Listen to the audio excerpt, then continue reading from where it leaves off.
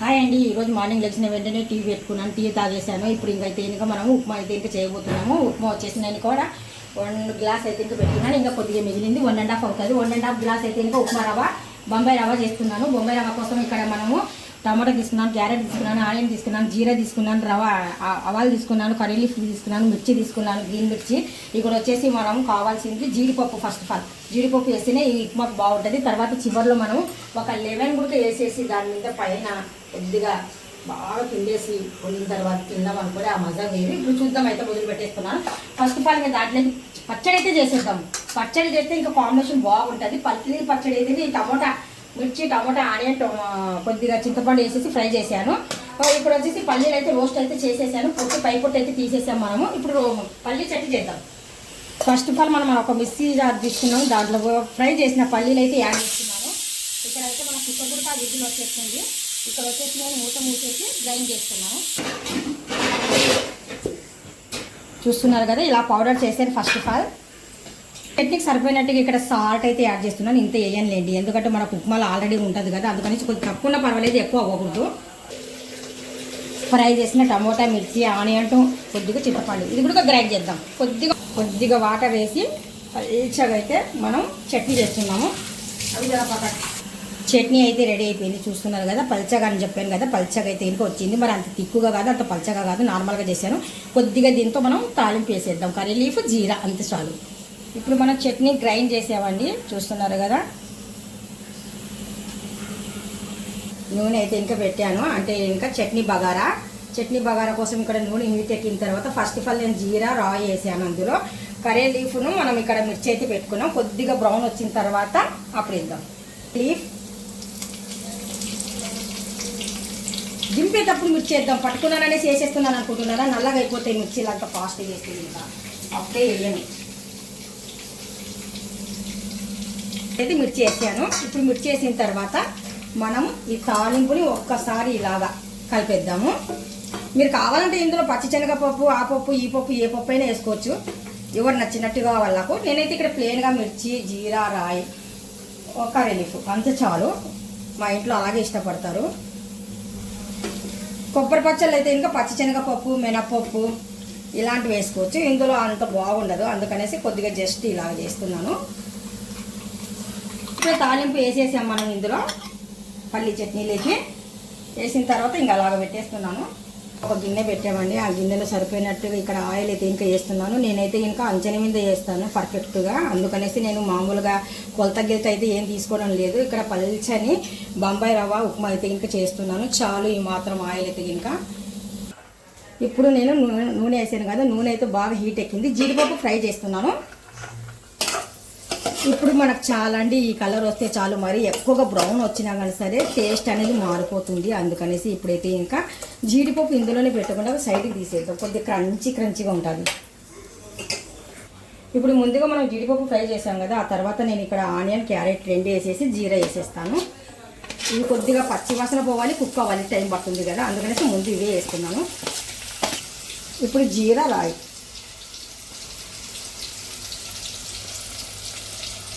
మనకు ఆనియను, మనకు క్యారెట్ బాగా ఉడికిందండి. ఆ తర్వాత నేను మిగతావన్నీ అంటే టమోటా, లీఫ్, కర్రీ లీఫ్, కొద్దిగా వచ్చేసి ఎండిమిర్చి, కొద్దిగా వచ్చేసి మనము ఇది ఏమంటారు మిర్చి, ఇవన్నీ వేసాము. ఇవన్నీ వేసిన తర్వాత ఇది కూడా కొద్దిగా కుక్ అయితే చాలండి మనకు.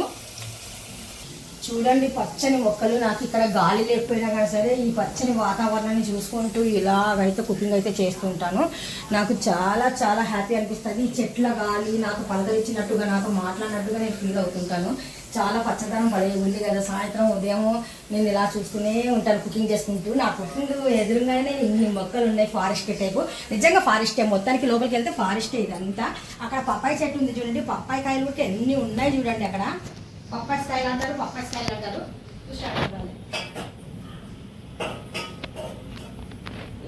ఇప్పుడు ఇంకొకటి సీక్రెట్ మీకు చూపించలేదు కానీ చూపిస్తున్నాను. ఇప్పుడు మనం పల్చటి ఉప్మా అంటే ఇంకా ఆ ఉప్మాలో మనకు మటరేనమ్మంటారు. ఇవి లేకపోతే ఏమన్నా బాగుంటుందా? ఇవి మెత్తగా ఉడికిచ్చాను, ఎందుకంటే కుక్కర్ పెట్టామనుకోండి, నేను ఏదైనా సరే టేస్ట్గా చేయని పని. కొద్దిగా అంటే ఇవి కుక్ అయ్యి మనకు అవి కూడా కుక్క వల్ల ఇంకా మనం బిర్యానీ కూడా అవసరం లేదండి. చాలా ఎమ్మి, చాలా టేస్టీ. చూస్తున్నారు కదా ఎంత బాగుంది కదా. వావ్, చూస్తున్నారు కదా మీరు. నేను ఒక గ్లాస్ అయితే ఉప్మా రవ్వ అయితే తీసుకున్నాను. వేసేటప్పుడు ఇబ్బంది లేకుండా ఒక్క ప్లేట్లు అయితే ఇంకా ఇలా వచ్చేస్తుంది. ఇందులో వేస్తే కనుక మనం చక్కగా వేసుకోవచ్చు వండేటప్పుడు. అందుకనేసి నేను అది తీసుకున్నాను, ప్లేట్లో వేయకుండా. మనం 1.5 అన్నాను కదండి, ఖచ్చితంగా 1.5 అయితే ఇంకా గ్లాస్ వచ్చింది. నేను 1.5 వేసి వండుతున్నాను. ఇక్కడ ఒక గ్లాస్కి వచ్చేసి 3 గ్లాసులు వాటర్ తీసుకుంటున్నాను. హాఫ్ గ్లాస్కి వచ్చేసి 1.5 వాటర్ తీసుకుంటున్నాను. అంటే మొత్తానికి 5 గ్లాస్ తీసుకుంటాను. దీంతో 5-6 గ్లాసులు అయితే తీసుకుంటాను అబ్బా. ఇప్పుడు మనకు సరిపోయినట్టుగా అయితే ఒక గ్లాస్ అన్నాను, మొత్తానికైతే 6 గ్లాసులు అన్నాను కదా. 6 గ్లాసులు వాటర్ అయితే ఇంకా మనం ఇందులో యాడ్ చేద్దాం. 2 వేసాను. నేను ఎందులైనా కానీ సరే కల్లుప్పు అనేది నాకు బాగా అంచనా పర్ఫెక్ట్గా తెలుస్తుంది. అందుకనేసి నేను కల్లుప్పు అయితే ఇంకా యాడ్ చేస్తున్నాను. ఇక్కడ టేస్ట్కి సరిపోయినట్టుగా కల్లుప్పు అయితే యాడ్ చేద్దాము. తక్కువ చూస్తున్నారా, నేను ఇక్కడ కుకింగ్ చేస్తూ ఇటుపక్క రైట్ సైడ్ చూడొచ్చు. నేను ఎదురుగా ఉన్నాను, మా ఇంటి ముందు ఉన్న మొక్కలు కూడా చూడొచ్చు. చూస్తున్నారా, ఎల్తరి కూడా చాలా చక్కగా ఎంత బాగా వస్తుందో. మనకి ఇలాగా ఎప్పుడైనా కానీ సరే ఎల్తరి ఉంటేనే చాలా బాగుంటుందండి. ఎల్తరి ఉంటే ఇంకా లైట్తో కూడా మనకు పని ఉండదు. చూస్తున్నారు కదా, ఇలా చక్కగా బాయిల్ అవ్వాలి. ఇప్పుడైతే కొద్దిగా మంట అయితే తగ్గించేసాను. ఇప్పుడు మనం రవ్వ వేద్దాం. ఈ సైడ్ నుండి ఉప్మా రవ్వ నాకు ఇటుండి వేస్తే ఇంకా నాకు చక్కగా అనిపిస్తుంది. అందుకనేసి ఇటు కొద్దిగా వేస్తూ కొద్దిగా ఇలాగా మనం ఇలా ఎంత మనం జాగ్రత్తగా వేసినా కానీ సరే ఉంట అనేది నికాల్దా.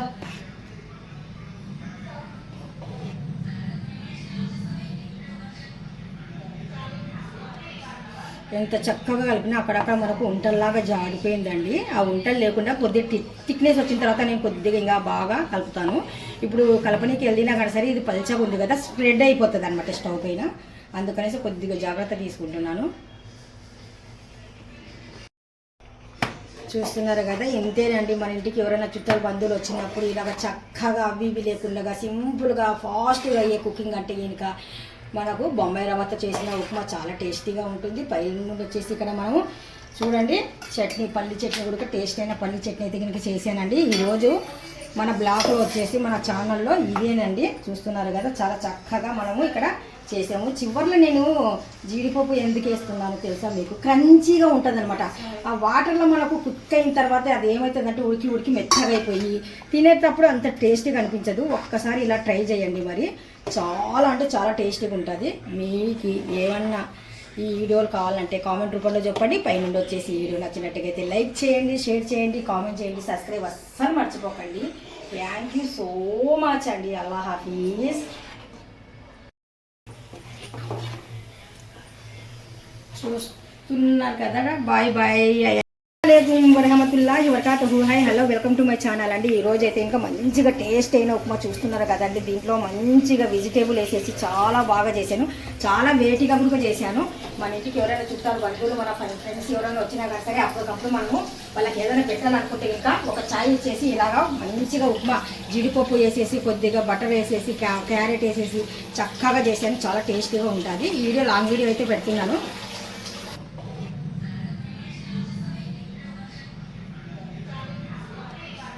ఎంత చక్కగా కలిపినా అక్కడక్కడ మనకు ఉంటల్లాగా జాడిపోయిందండి. ఆ ఉంటలు లేకుండా కొద్దిగా థిక్నెస్ వచ్చిన తర్వాత నేను కొద్దిగా ఇంకా బాగా కలుపుతాను. ఇప్పుడు కలపనీకి వెళ్ళినా కానీ సరే ఇది పల్చగా ఉంది కదా, స్ప్రెడ్ అయిపోతుంది అనమాట స్టవ్ పైన.